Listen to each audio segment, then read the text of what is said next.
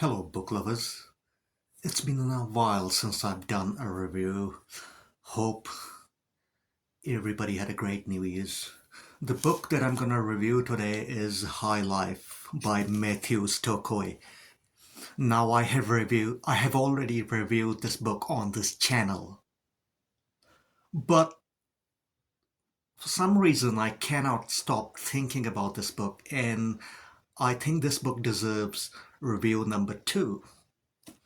Now, I have also reviewed Cows by Mathew Stokoe on this channel, and if you haven't watched the review for Cows or High Life Part 1, go back and check it out. Cows, despite all the disturbing and the disgusting and the extreme horror content, had an element of surrealism to it. It was a bit far-fetched, so it felt you have to suspend some disbelief, and it was a bit far-fetched. There was a message, there was a social satire or a message in there somewhere, but it still felt a bit removed from the real world that we live in and pay the bills in. But with High Life, I think because this takes place in Hollywood. This is a new noir which takes place in Hollywood. This book is more close to the real world, and that's why it is way more disturbing. And for some reason, I cannot, as I said, cannot stop thinking about this book. And I think this book deserves review number two. Now, this book is one of the darkest, one of the most disturbing books I have ever read. And I've read lots of those books. American Psycho by Bret Easton Ellison, which I've reviewed on this channel. Fight Club was a bit disturbing for its time, but everyone knows about Fight Club. But there's many other extreme horror books. Many books by Edward Lee, like The Big Head, even The Dice Man by Luke Reinhardt. But this book is like the grand fucking daddy of them all. So, in this book, we have the hero, and John is his name, and he lives in a filthy small apartment, and he dreams to become a superstar. He spends his days watching Hollywood superstars, you know, the big names: Brad Pitt, Tom Cruise, Arnold Schwarzenegger, and all that. And he daydreams to become this great megastar, but he, I think, works at a donut shop, and he dreams to become mega filthy rich while not really doing anything with his life. And I go over all that shit in review number one of this book on this channel. So if you haven't seen this, go see this. But in this review number two, I'm gonna go over stuff which I haven't gone over in review one. So, but briefly, I'll recap. He now John has a wife who is a prostitute, and he hooks with people on the street, and she sees regular clients from time to time, and she sells her kidney for 30 grand to someone, and she gifts John a car. She buys a car after selling the kidney, and they have a fight, and she leaves, and eventually she wounds up dead.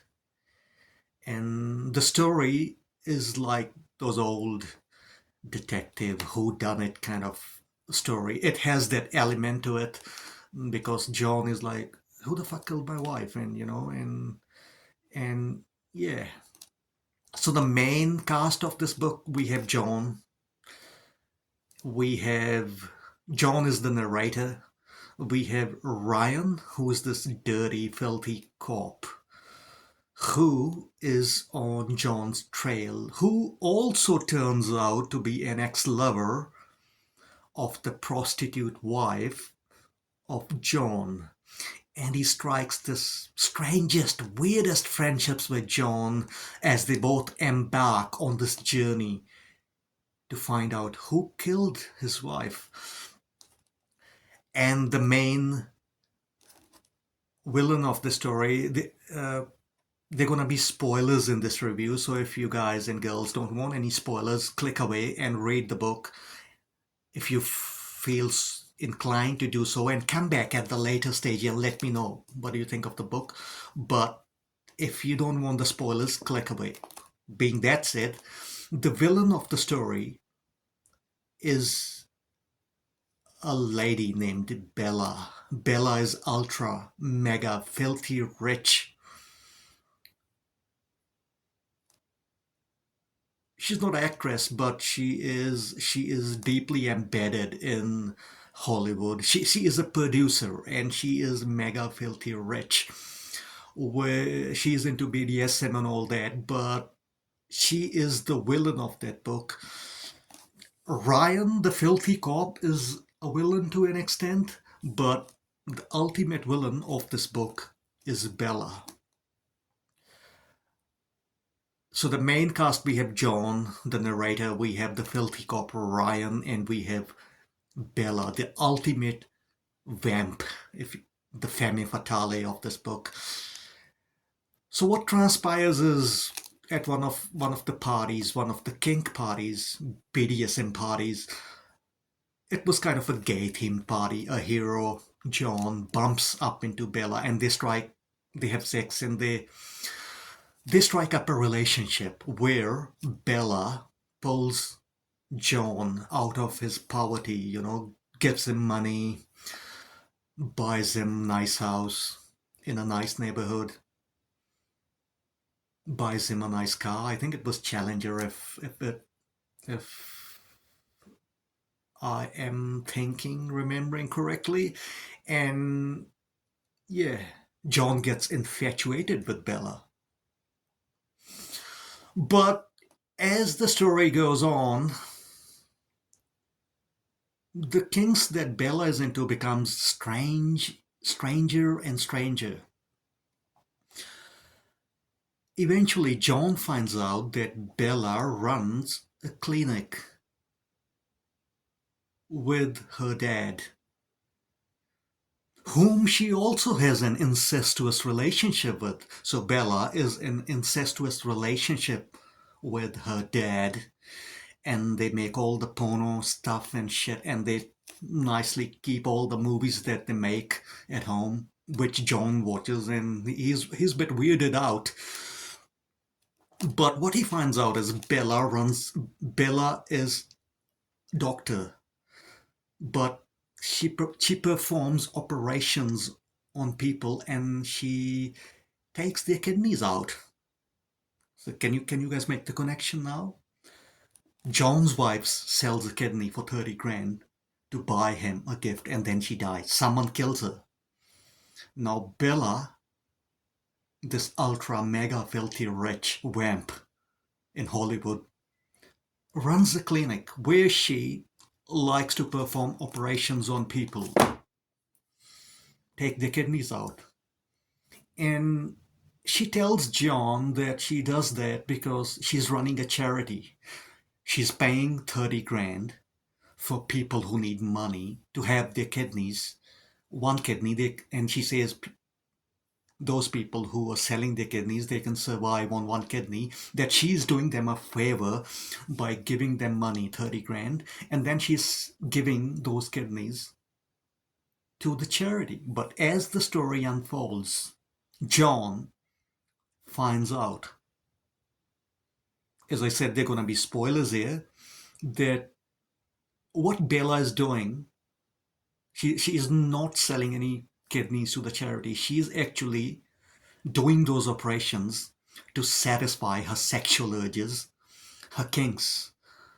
There's one scene in this book which is really like gut wrenching, and I haven't read anything like that, and I've read lots of extreme horror where those glasses in cop TV series and cop movies where you can see you can see through the glass, but the person on the other side of the glass cannot see you where they interview and stuff. So John is behind that glass looking at the operation going on, and Bella doesn't know he's there. Bella is there doing an operation on an unlucky patient, and Bella's dad is there helping out as the anesthetic guy. So Bella takes out the kidney and she starts rubbing that kidney all over her vagina. And so that's when John realizes that this fucking shit that Bella does is no charity. She does that for kink, to satisfy her own hunger and her own inclinations, own kinky inclinations into perversity. So he after this scene he confronts Bella and say, "What the fuck is going on with this kidney shenanigans?" And she tells him, "Oh, John, you don't know, you know, this is the ultimate power. It's like this is the ultimate kind of a power exchange I have over humans. I'm taking one of their vital organs out, and then I'm kind of playing with that organ, and I feel like a goddess, and this is my ultimate power over people who are less fortunate, and this is so fucking dark." And you read it and you're disgusted, and John is disgusted. But saying that, there's no fucking good guy in this book. I'm gonna make an analogy to like an old Western movie: the good, the bad, and the ugly. In this book, John can be the good. He's not really good. He does some nasty shit, necrophilia, some other nasty shit. But somewhere in him, there's a tiny bit of goodness. Very, very tiny. It's still in him. He's the narrator of this book. And there's some goodness in him, but not much. Ryan the filthy cop, he's like the ugly and the good, bad, the ugly. Sometimes he feels good, sometimes he feels bad, but he's this gray, disgusting, disturbing character who blackmails Bella, who blackmails John, because he's spying on them. He knows what goes on in the clinic. And yeah, he is disturbing and disgusting. And the ultimate villain of this book is Bella, with all her power games and all her kinky shenanigans, with all her illegal fucking operations at the clinic. And you read this book and you're like, fuck, what the fuck am I reading? This is some nasty shit. But the way Stokoe has written this, it's hypnotic, and you just can't look away. You have to keep on reading what happens. The prose is very well done. I've forgotten the page, and there were some great lines. Very poetic, very well written prose. And this book feels unique. It feels poetic. It's dark. It's disturbing. Like I said, one of the most disturbing books I've ever read. And it has the ending that you won't forget anytime soon. And the ending happens at that clinic where Bella performs her illegal operations. But this book is not if you are squeamish, not for you if you're squeamish or are easily disturbed. Like, this book is a bit like American Psycho, but 100 times more disturbing. So if you want to read something different and unique and something that will make you think, pick up Mathew Stokoe's High Life. With that said, if you guys and girls would like me to review any other book, just leave the title of the book in the comments and I will get to that book sometime soon. Have you read High Life? How would you rate it? I would rate it 8 out of 10 because of its disturbing and unique content. Bye for now.